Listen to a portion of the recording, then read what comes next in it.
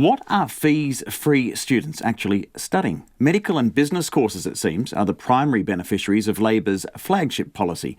New figures released at Checkpoint show that medical courses at Otago University and business courses at the University of Auckland have had the highest number of students enrolled thanks to free fees. Critics of the scheme say that indicates the funds are likely helping students from wealthy families who could have afforded to go to university anyway.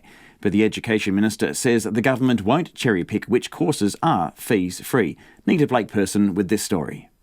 It was one of Labor's flagship election policies to give new students and anyone who had done fewer than 6 months of study in the past free tertiary education. And according to figures released to Checkpoint under the Official Information Act, the scheme appears to have been most popular with students looking to pursue a career in medicine or business. The top 5 courses with the highest enrolment numbers focused on health science at Otago University. The 5th and 6th most popular were Auckland University business and accounting courses. Arthur Grimes is a professor of wellbeing and public policy at Victoria University and was a former chair of the Reserve Bank.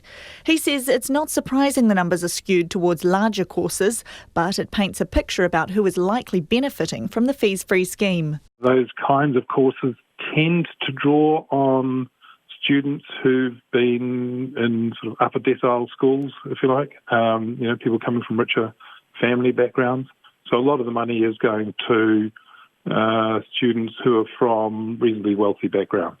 Over the first year of the scheme, just over 47,000 students and trainees received fees-free tertiary education. Among those were 74 students who had their professional scuba diploma funded at a cost of $900,000 all up. National MP Shane Reti says that rings alarm bells. I've got a question around professional scuba instruction, 74 students at nearly $1 million, DJ and electronic music, 52 students at $163,000, and yoga, 5 students at $30,000.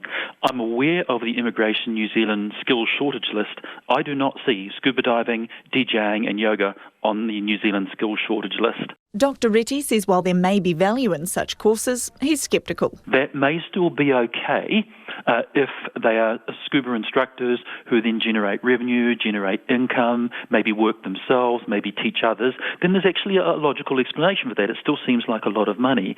I'm struggling to see a productivity endpoint for DJing, and I'm struggling for yoga. That looks like personal gain. Now, again, there may be stories behind that.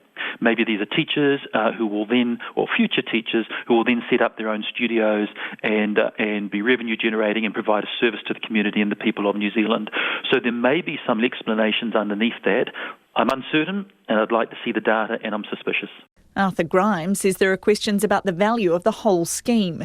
He says in the past, free tertiary education was balanced out with high taxes, but the latest iteration doesn't work that way and is geared towards rich New Zealanders. Now we have a situation where people coming from wealthy backgrounds get free fees and they don't pay much tax because we have low tax rates in New Zealand on incomes. So we seem to have a system that really favours the wealthy both at the time when they're studying and when they're earning. And it's difficult to see the rationale for that. But Education Minister Chris Hipkins says it would be wrong to cherry-pick some professions or vocations over others. We were really clear. We were never going to exclude professions like medicine, like law, the white-collar professions. We were not going to exclude those from the policy. We don't exclude them from the student loan scheme. We don't exclude them from all of the other subsidies. This is a subsidy that's applied to all forms of post-school education and training, where it leads to a recognised qualification. And as for the scuba courses, scuba diving is an area where we actually do have a skill shortage,